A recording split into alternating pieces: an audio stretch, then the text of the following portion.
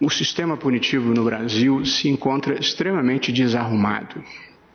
Desarrumado do ponto de vista filosófico, desarrumado do ponto de vista normativo e desarrumado do ponto de vista jurisprudencial. E acho que o tribunal tem um papel decisivo nesta rearrumação. E acho que, aos poucos, estamos conseguindo fazer progressos relevantes nessa matéria. E acho que hoje nós podemos dar mais um passo.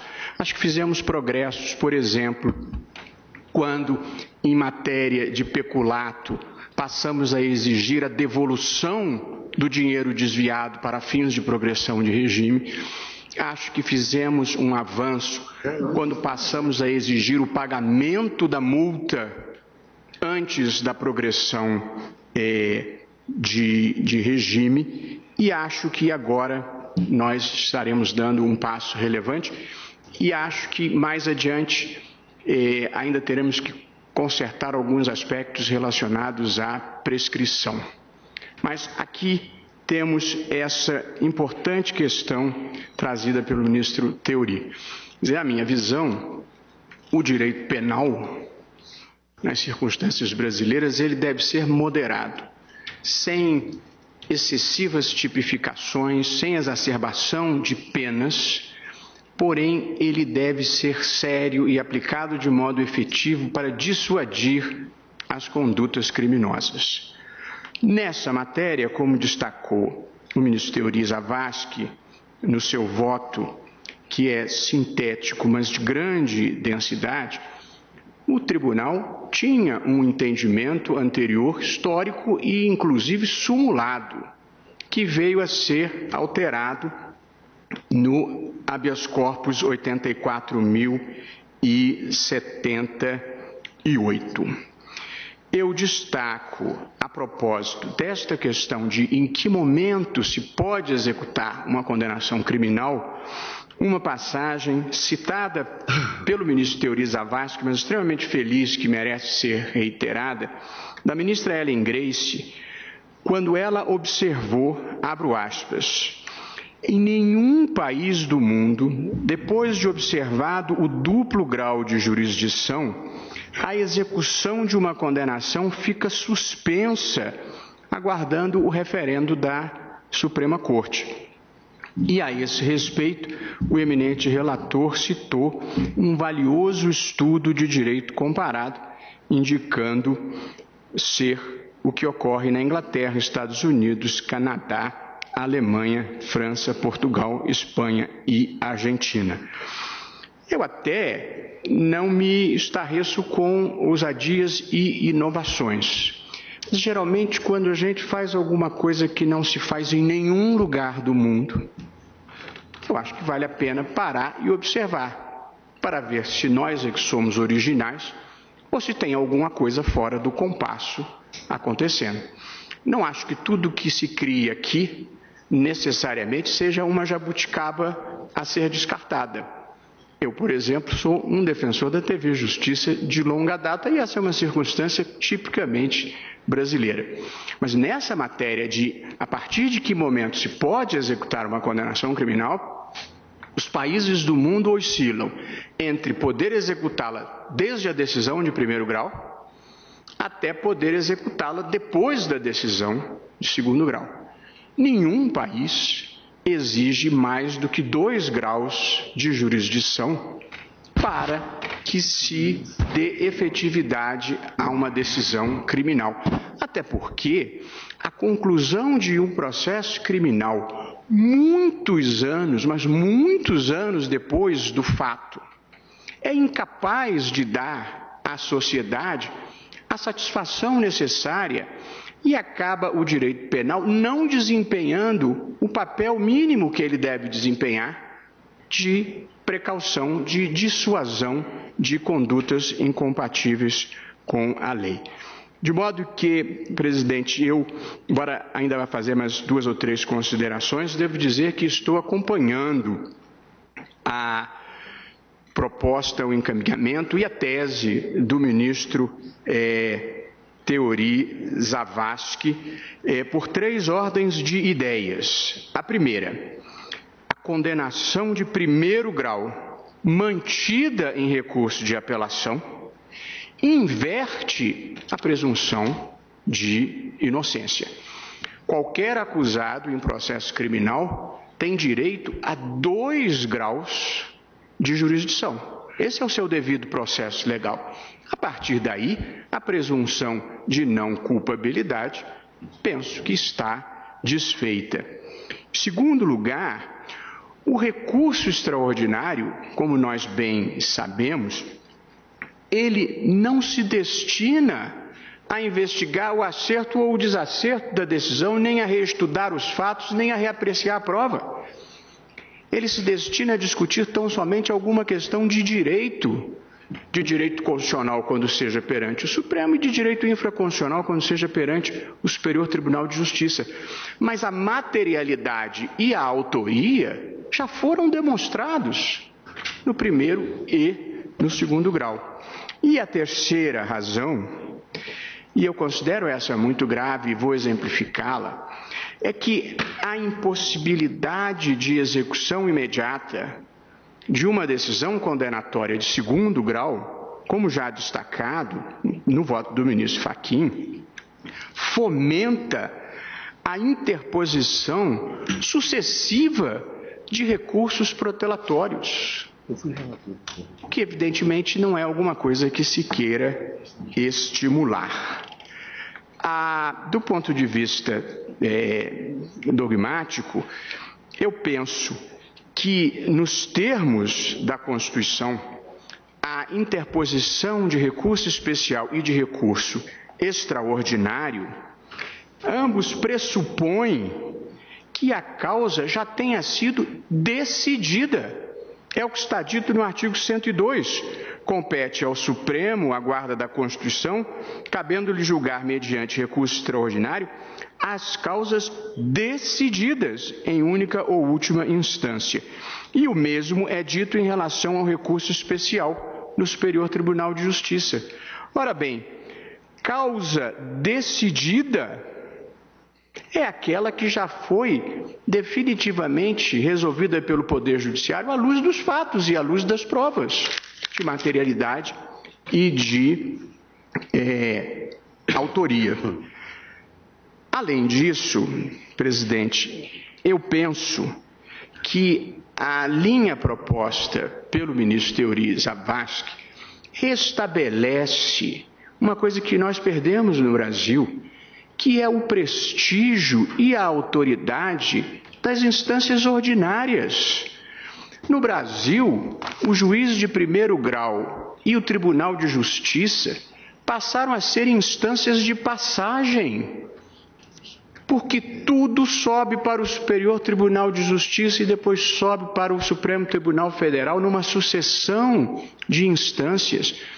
E eu aqui reitero, o devido processo legal, ele se realiza substancialmente em 2 graus de jurisdição. De modo que eu acho que nós, com essa orientação proposta pelo ministro Teori, vamos restabelecer a importância e o prestígio da decisão de primeiro grau e, sobretudo, do acórdão do Tribunal de Justiça. E, chegando ao fim dessas minhas reflexões, eu penso que o modelo que passou a viger no Brasil a partir desta decisão em que o Supremo mudou a jurisprudência, passou a impedir que condenações mantidas em grau de apelação produzam qualquer efeito e conferindo efeito suspensivo que os recursos aos tribunais superiores não têm, criou uma cultura que fomenta a infindável interposição de recursos protelatórios. Eu só tive chance de ler o voto do ministro Teori Zavascki hoje, mais cedo, porém, e portanto não pude verificar no meu acervo os precedentes teratológicos que se multiplicam do abuso do direito de recorrer. Mas eu fui à pauta de hoje, e na pauta de hoje, o último processo é um processo da relatoria da ministra Rosa Weber, quase que aleatoriamente, um processo criminal. E aqui a hipótese, presidente, é de um crime de homicídio. Vinda a sentença de pronúncia, houve um recurso em sentido estrito. Posteriormente, houve a condenação pelo tribunal de júri e foi interposto um recurso de apelação. Mantida a decisão, foram interpostos embargos de declaração.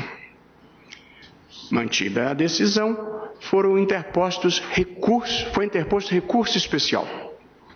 Isso aqui, no caso de hoje, no final da pauta. Decidido desfavoravelmente o recurso especial, foram interpostos novos embargos de declaração. Mantida a decisão, foi interposto recurso extraordinário. Isso nós estamos falando de um homicídio ocorrido em 1991, que o Supremo está julgando em 2016. Porém, do recurso extraordinário, o ministro Ilmar Galvão, estimado ministro Ilmar Galvão, ele inadmitiu o extraordinário. Contra a sua decisão, foi interposto um agravo regimental. O agravo regimental foi desprovido pela primeira turma. E aí foram interpostos embargos declaratórios, igualmente desprovidos pela primeira turma. Desta decisão foram interpostos novos embargos de declaração, redistribuídos ao ministro Carlos Aires Brito. Rejeitados os embargos de declaração, foram interpostos embargos de divergência, distribuídos ao ministro Gilmar Mendes. E da decisão do ministro Gilmar Mendes, que inadmitiu os embargos de divergência, foi interposto agravo regimental, julgado pela ministra Ellen Grace. Não parece nem uma novela, parece uma comédia. E, em seguida, da decisão da ministra Ellen Grace, foram interpostos embargos de declaração, conhecidos como agravo regimental, aos quais a segunda turma negou o provimento. Não obstante isso, nós estamos com embargos de declaração no plenário. Portanto, mais de uma dúzia de recursos, quase 2 dezenas de recursos, e, portanto, um homicídio cometido em 1991, até hoje, a sentença não transitou em julgado. Portanto, é impossível nós não reagirmos a isso, é impossível nós não nos sentirmos constrangidos com um sistema que permita esse tipo de descalabro. E, portanto, o homicídio de 91 até hoje não se cumpriu a pena. Que tipo de satisfação se deu à sociedade, às vítimas? Que tipo de incentivo se deu às pessoas para não delinquirem? Num país que 20 anos depois ainda não conseguiu dar cumprimento, 25 anos depois ainda não conseguiu dar cumprimento à sua decisão. E aqui eu gostaria de dizer uma coisa que considero muito importante. Eu fui advogado mais de 30 anos. Eu não era advogado criminal, mas sempre tive admiração pela advocacia criminal. E me lembro, como se fosse hoje, de um comentário feito por um dos maiores criminalistas, advogados criminalistas do Brasil, era meu colega e professor na UERJ, que era o professor Evaristo de Moraes. E ele disse, o ministro Fux também o conheceu bem, ele disse, Gilberto, as pessoas têm imenso preconceito contra os advogados criminais. Elas acham que nunca vão precisar da gente. Mas no dia que precisam, porque todo mundo está sujeito a um infortúnio e a um dia precisar, eles nos procuram humildes e devastados. E aí é a hora de lembrar a eles o preconceito que tinham contra nós. Portanto, eu acho que a advocacia criminal merece apreço, merece respeito e desempenha um papel fundamental para a realização da justiça. Mas os advogados criminais não podem ser condenados a, por dever de ofício, interporem um recurso atrás de outro recurso para, ao final, colherem uma prescrição e a eventual não punição do seu cliente. Esse é um destino inglório para qualquer profissional, que, no entanto, é um papel que se cumpre porque o sistema permite e o advogado, portanto, se empenha em manter o seu cliente fora da prisão. Portanto, não é uma crítica ao advogado, é uma crítica ao sistema, que é um desastre completo, inclusive no tratamento que dá à prescrição. Mas não é isso que está em discussão aqui. Portanto, está em discussão aqui tornar menos interessante a interposição sucessiva de recursos descabidos e protelatórios, cujo grau de provimento, eu vejo pelo meu próprio gabinete, é inferior a 4%, como observou o ministro Theory no relato do ministro Joaquim Barbosa, que corresponde também à minha própria experiência.